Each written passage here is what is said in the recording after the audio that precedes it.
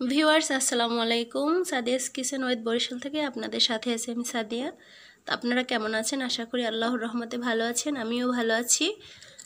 আজকে আপনাদেরকে দেখাবো বেগুনের বড়া। তো এভাবে আপনারা খাবেন, চলুন দেখে আসি কিভাবে করতে হয়। এখানে আমি বেগুন কেটে নিয়েছি, গোল গোল করে কেটে আমি হলুদের গুঁড়া, ধনিয়া গুঁড়া, মরিচের গুঁড়া আর লবণ মেখে নিয়েছি। মেখে 10 মিনিট রেখেছিলাম বেগুনগুলো। তো কড়াইটা গরম করে নিয়েছি, দিয়ে দেবো তেল। তো তেলটা গরম হয়ে গিয়েছে,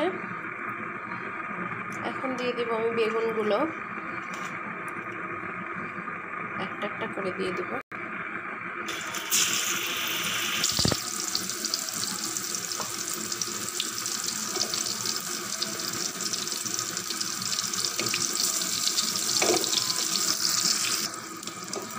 তো একত্রে বেশি ভাজতে যাবেন না, কিছু ভাজবেন এইভাবে একটু তেল বেশি দিতে হয়। তারপর ধরেন এগুলো আমি সাইড করব, সাইড করে রেখে এগুলো আস্তে আস্তে হোক, তারপর আবার দিয়ে দিব।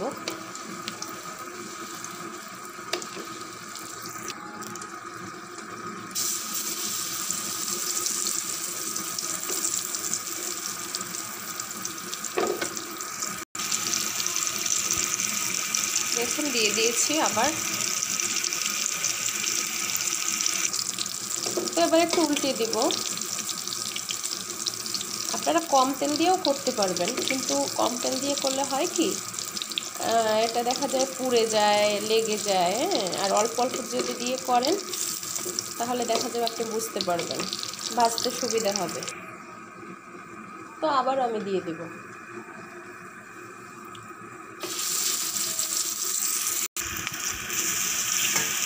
দেখুন আমি এগুলো সাইডে রেখে দিয়েছি, এগুলো তেল ঝরবে আর উঠিয়ে ফেলবো। দেখুন আমার সবগুলো ভাজা হয়ে গেছে, এখন এখানে একটু তেল দিয়ে দিব।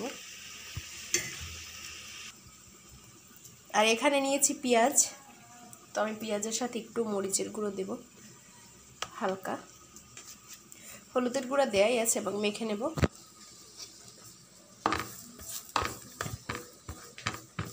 একটা মেখে নেব। তো পেঁয়াজটা এখান থেকে ভেজে নেব।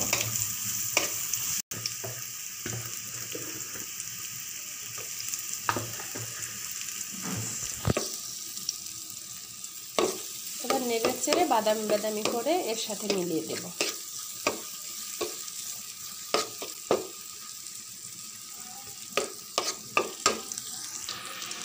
দেখুন পেঁয়াজটা আমার বাদামি বাদামি করে ভাজা হয়ে গেছে, এখন সব বেগুন ভাজি।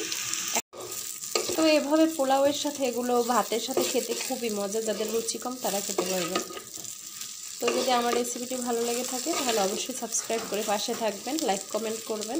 সবাই ভালো থাকুন, সুস্থ থাকুন। আসসালামু আলাইকুম।